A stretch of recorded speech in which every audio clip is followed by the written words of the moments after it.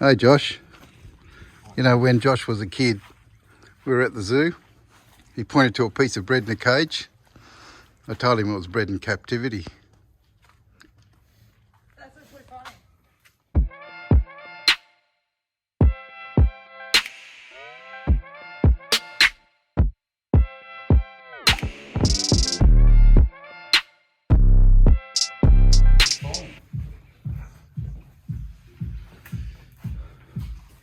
What'd you buy?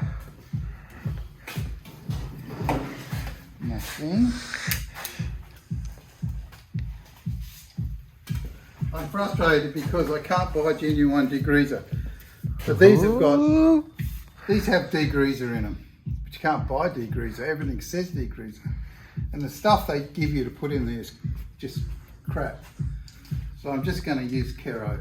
Does anyone know where to buy actual degreaser from? Please shout out. Yeah. Or what it's even what they call it these days. Must be a name. Because I don't know.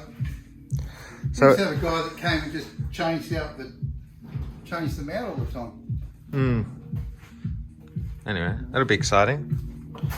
You gonna film much of it? Maybe. I don't think anybody really wants to watch. I want to watch. This is my I want to know how to build an engine after editing the video together. 351 Windsor engine. It's 302, isn't it? 302 Windsor engine. This goes in the orange ute, and, which I will fix one day, I promise. Or I'll die trying. Looks nice though. Yeah, it's just, Came up good, just didn't fun.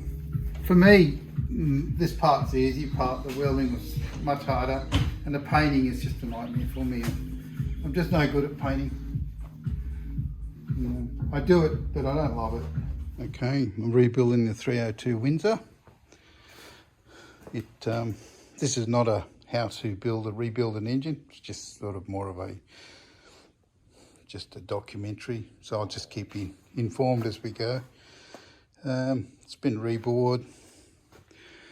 New cam bearings. It's been decked. The usual new everything. Cam's been linished. The crank's been linished, and new bearings, springs, pistons, etc. They're here. And yeah, that should keep everything out of mischief. And yep. So, got myself a new ring compressor the other day. I don't even know what happened to my old one. And I've gone through about 10 of them over the years, so they wear out. So I've got to put some bearings. And I've got a cam. Thought I bought the cam, but I didn't. So I've got to get myself a nice little stage 2 cam. So I'll do that. And then I've got to do the Windsor over there. I've got the cam for the Windsor, so I've got them mixed up. So anyway, you'll get to see them both. So I'll get on with this, but I probably won't bother doing any time lapse or anything. I'll just chuck it together and give you progress reports. It'll be real quick that way. Okay, I have to show you. Take a look at how crap this casting is. It's just like, it's a word. It's not porous, it's whatever. And, anyway, it's been alkaline dipped and everything, but just like it's got years of crud over it, but it's not. It's the casting, and the casting sand sort of was pretty rough. Nevertheless, more surface area to cool with, eh? Can we call it that?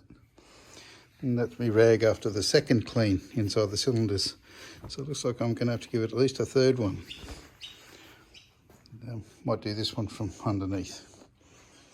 Okay. Good morning. Excuse my croaky voice. Today we're working on the Windsor 351, and I'm fitting crankshaft, and might do the cam next, or could do the cam first, probably be easier. Don't know, don't care, doesn't matter. I just wanted to show you something that most people don't check, and I always do.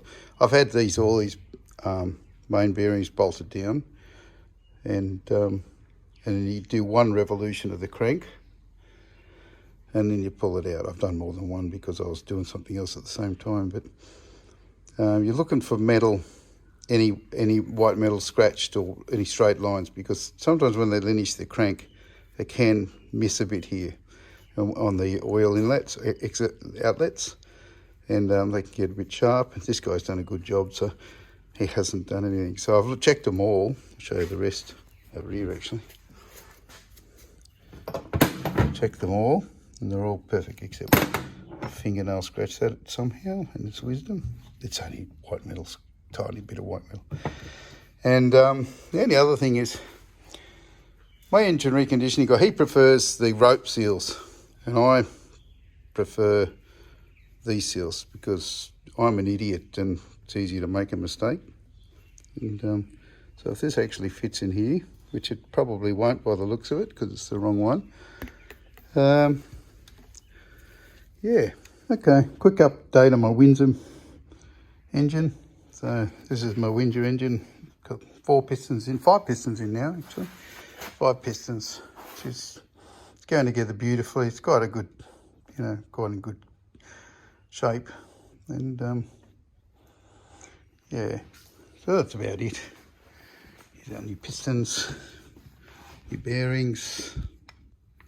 So that's about it. And yeah, I got really very little to say. Everybody's, there's a million engine rebuilds. I'm not even filming it. You guys can get it. Just new cam, pistons, rings, basically a major tune-up or a rebuild. Okay, this is my Windsor engine, which is, I'm currently looking for the rest of the bits for it. It's around here somewhere. Now this is Murphy. Cleveland parts for a Cleveland engine. 250 parts. There's definitely some Windsor parts in here, but they're not the parts I'm actually looking for. And so I go over here. Excuse my mess.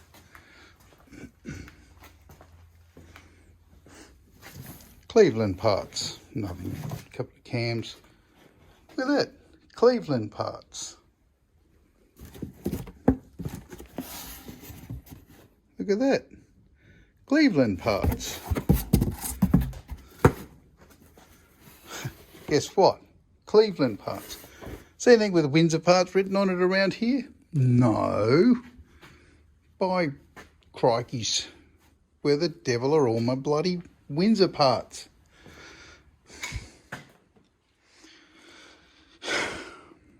How annoying. Maybe it's time for a coffee. These push rods, there's something odd about them, and I can't quite put my finger on it. Yeah, well, they'll be right. Just put them in anyway. Morning all. I thought you might like a side-by-side comparison to Cleveland and a Windsor. This is a 302 Windsor, and the reason it's 302 is because it comes out of the Orange Ute, or it's going to go in the Orange Ute eventually. And I needed a change of pace, so I've just been rebuilding engines. It's been cold, and I just hang out in the shed and tinker putting the engines together. So I'm waiting on parts of this now. I need a new timing cover. That one's corroded. I need things like harmonic balancer and, new main bearing bolts. The usual sort of stuff. Timing cover bolts, water pump bolts. Yeah, that sort of stuff. Got mostly everything else, but I've got the heads already. But I think I might wait, put them on a bit later once I've got everything else bolted up. They get a bit heavy to swivel around. And this is needs cleaning because it's really dirty. I was hoping it would be cleaner when I got it back, but anyway, it's all machined, and unless I've got the wrong, no, it's just the one. It's nice underneath all that dirt. It's been sitting around for a while too, which is not nice. And so So that's a Windsor. There's not a whole lot of difference.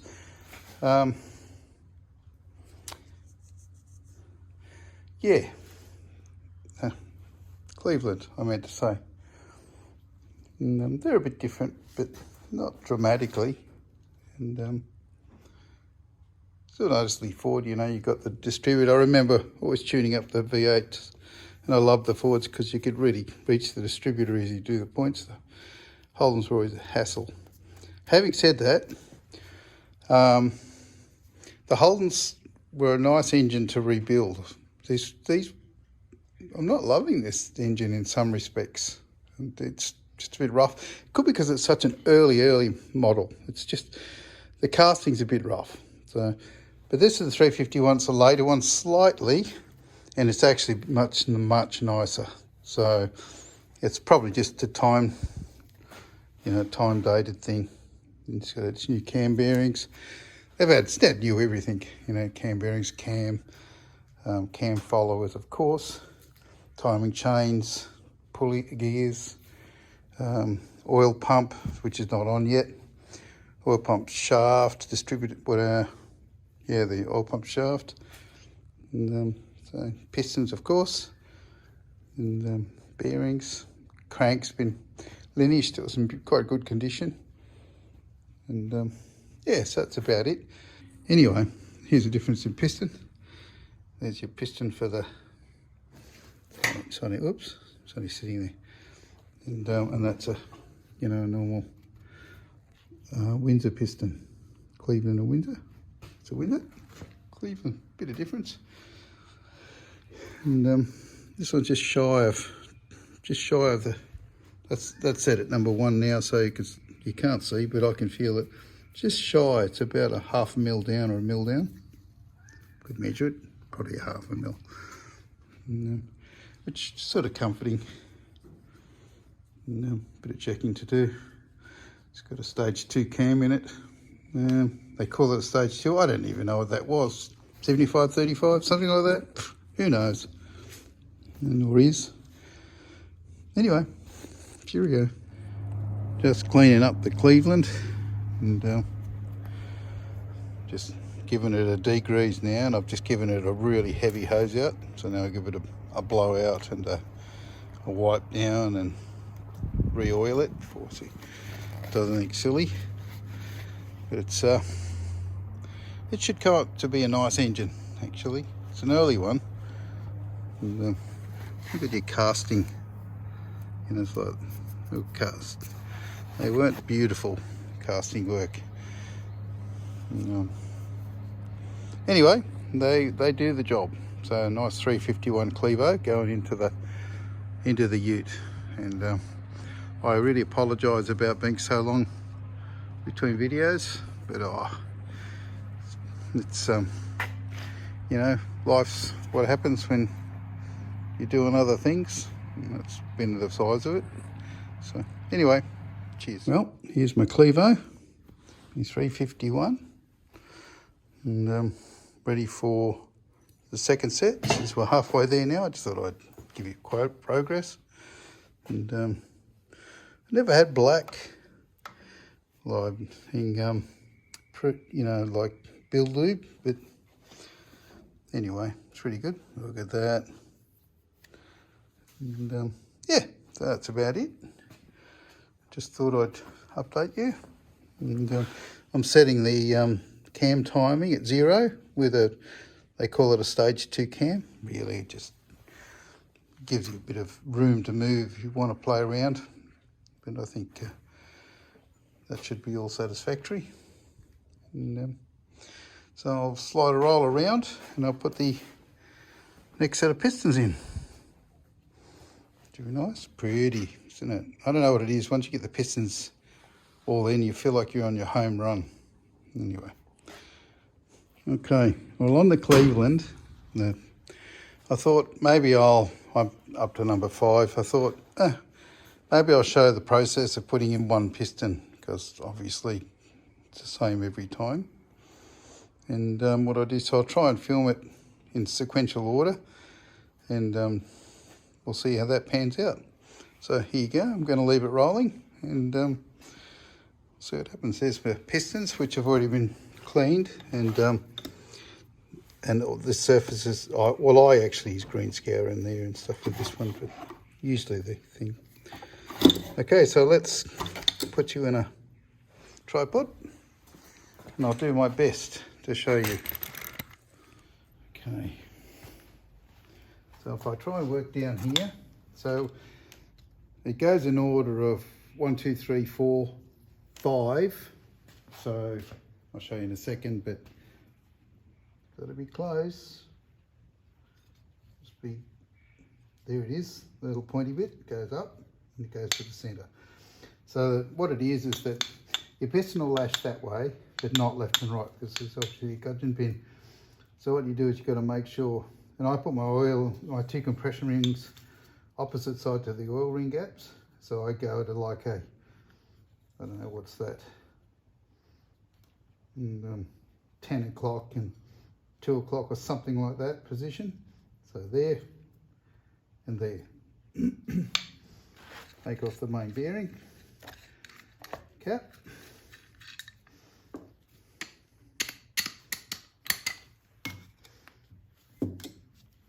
Check it.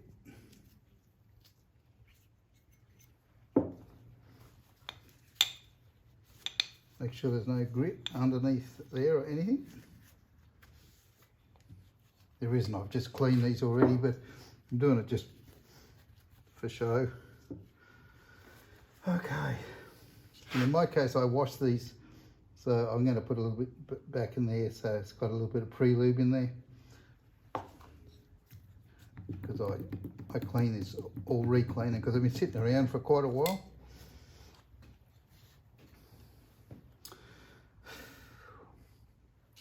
So I don't spare any oil.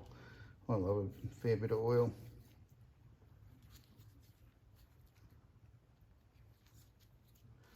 And I believe I've done the piston already. I mean the cylinder. I'll just double check.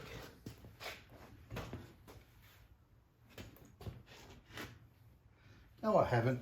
I'll wipe out the cylinder. Even if you washed here about 20 times, literally.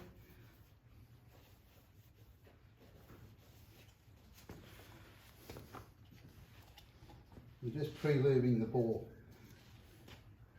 Oh, all right, I'll show you. That one, can you see that one? Yep, close enough. So.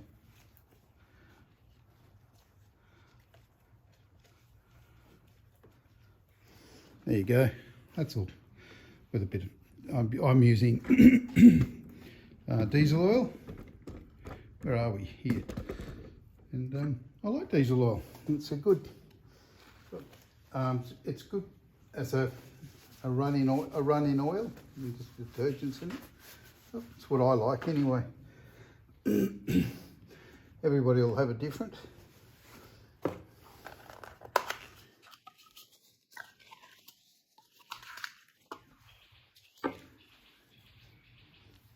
I'm not doing that first. Okay, ring compressor.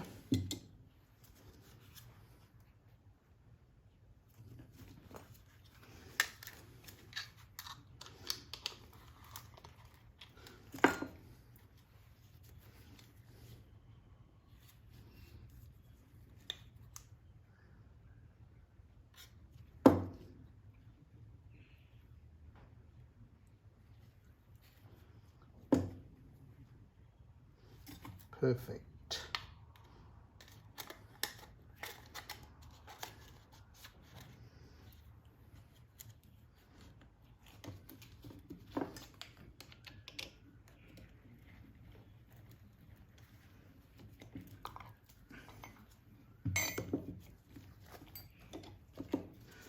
Is that done?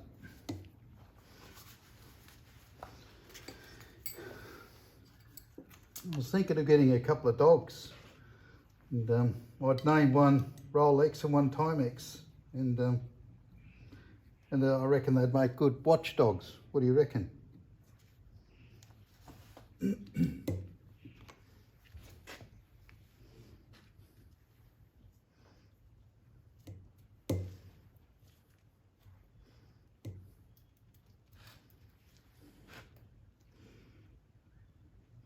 And just so you know, I've put this on the crank already.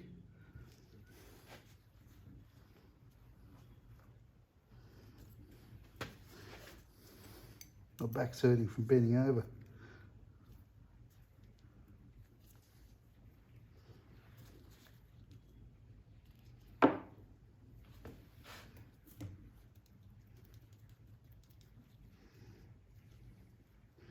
This is about as exciting as watching paint dry, isn't it? I don't know. I have to apologise, I haven't done a video for so long. And it's just been... all sorts of things been going on. Weather, I got crook, just stuff like that. I'll put you over here so you can watch this piston go in.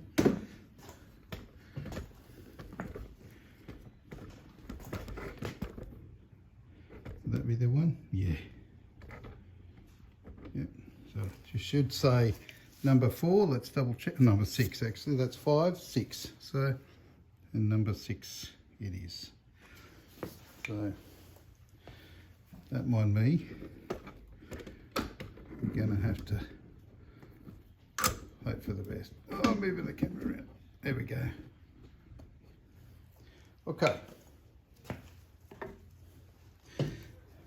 You have to be violently careful not to allow these to touch the crank. And you don't have to put rubber things on. Make sure your arrow's always pointing towards the front. And just super duper take your time. There's no rush.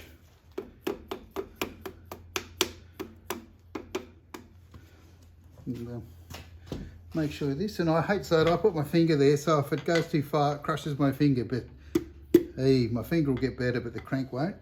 So that's the theory. And when you get it down here, just a couple of big bangs. So that's it. Now you've got to nurse this thing nice and careful. Get my fingers underneath it.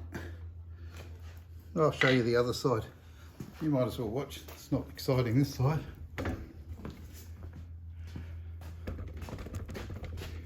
Okay, so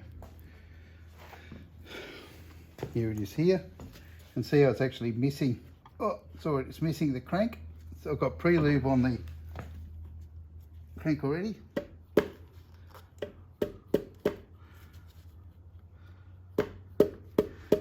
Now,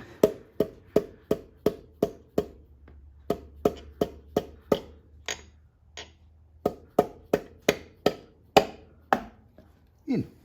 6 is in. Put the cap in. Now it's very important you put pre-lube on the side here. Probably more important than the bearing in some respects along here. And because that's just, well, no, not more important than the bearing. I've just seen these things, if they're not, I've seen them when they catch, and they'll actually, they're actually melted, almost welded together. So, but that'll be from being running out of oil. But just goes to show you that lube is pretty important. So that's it. So there's one more thing we've got to do. That is just nip this up a little bit. Okay, we don't need it tight.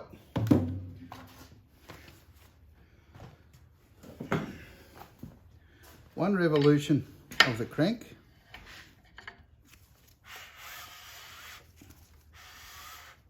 I'm going to make it 2 this time, just so you get the idea.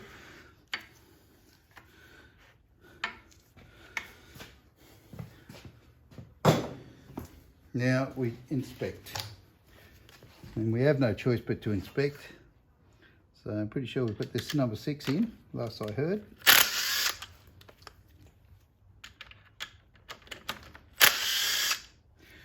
And I know it's a bit of a bother to do this. And you do it with the mains as well. 1 revolution to check it, because if there's a mistake when they machine the thing, the crank or something, it picks up a little bit of white metal. Where are you? Look through here. There's a bit of a... I'm just going to give this a clean. So we have a look here. And see there's no scoring, no mark, no gouge. So we know it's all good. And that's it. So I'll put a bit more pre-lube on it, just chuck it back in. I'm happy with that now. But it's so easy to check now, and it is a bit of a extra bother, but it's just, you just make it one of those parts of, you know, that's what it takes to put an engine together. You don't give it too much thought. And the same with the mains, 1 revolution. The drag is you do 1 revolution. I usually do 1 revolution without the bearings on, the main bearings, big end bearings. No, the main bearings, I'm sorry. And then check them. And nothing's tensioned here yet. And, so that's about it. So it's done. And there's one last thing you can do if you want. I could never tell, but some people reckon it's a good idea. And that is just give it a revolution again. And if you feel any sort of tight spots,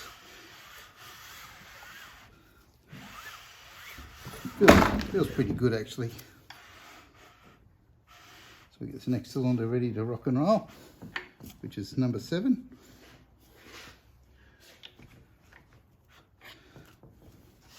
And that's it. So I'll bring you back when they're all in. Morning all. It's not morning, but lunchtime, but I'm saying good morning. Today I'm going to show you how to put gasket goo, or even, you know, your normal silicon based stuff. You shouldn't really use this stuff, it's crap. You should use, I don't know, it's Loctite I think. It's not bad, but there's a better one, it's called Durco. If you ever can get it, bike shops only use it because, I mean, you can literally seal off wiring inside engines with it and without it dissolving, and that stuff will still dissolve. Dissolve is bad.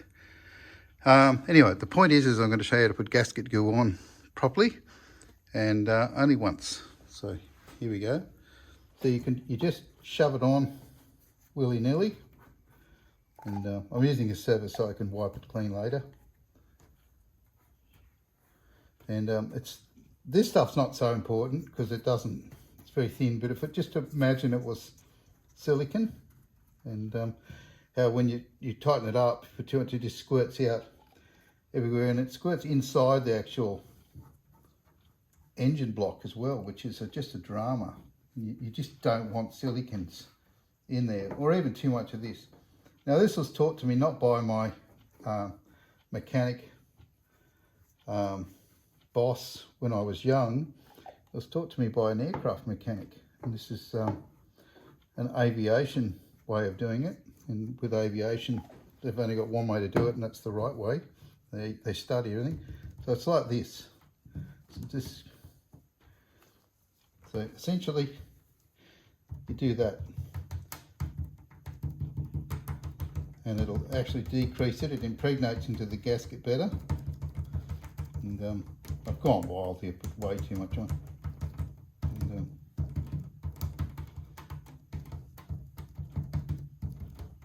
And I'll show you how that works on this side. Because you just don't need it. But imagine if that was silicon, you know, it just sort of leaves a perfect even film and doesn't get everywhere. So you won't have gasket goo sort of squeezing out in every way, shape or form, because it's essentially it's just to stop the gasket from, you know, saturating with water and doing anything silly. So, or oil in this case, and well, both water and oil. So anyway, that's all I wanted to show you. And but just once again, just imagine that it was a silicon product, and then you put a bead on all the way around. You probably can't see that, can you? Yep, you can. And you know, you squish it up and you get this bead like the size of a match head all the way around. This stuff still softens up from petroleum products, breaks loose, goes down to your bearing journal, and that's the end of your bearing. And I know that because I've seen it more than once. And motorbikes are just the worst for it. And the smallest little strip of stuff will block an oil gallery, and it's all over, Roger.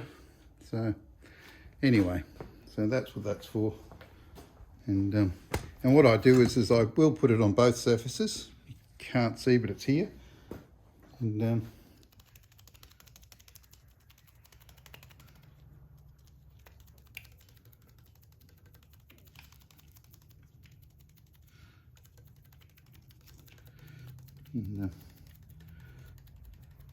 definitely you get a perfectly even coverage. And I will put it on the bolts too. And I just don't want them, mainly these three bolts here, the ones that go around the water pump jacket. The rest I'm not worried about. They won't leak oil. Don't even think they go right through, they don't. So there's no point doing that.